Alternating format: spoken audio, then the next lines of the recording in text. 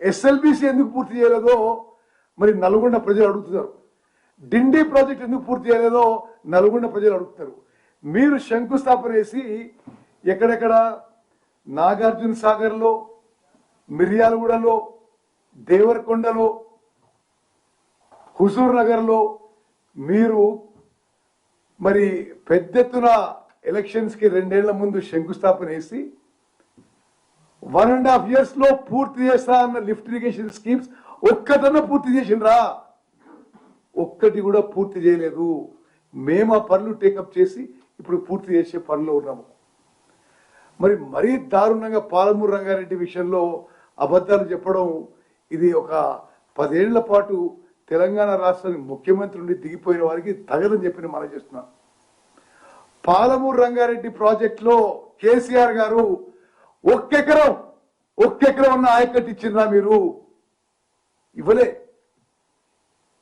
27,000 కోట్లు ఖర్చు పెట్టి ఒక్కెకరం ఆయకట్టు ఇవ్వలే.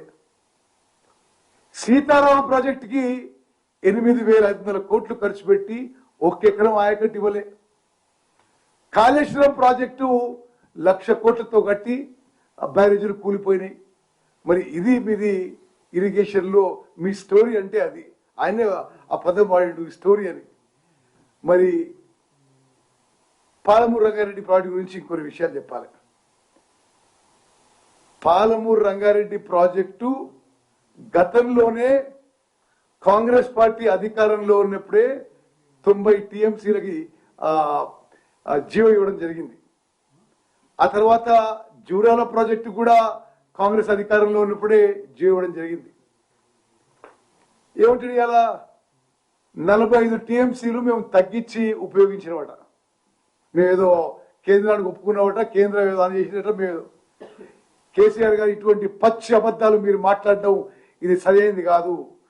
మరి తెలివిలేని ఎవడో దద్దమ్మ ఎవడో తెలంగాణ ప్రజలు నిర్ణయించాలి.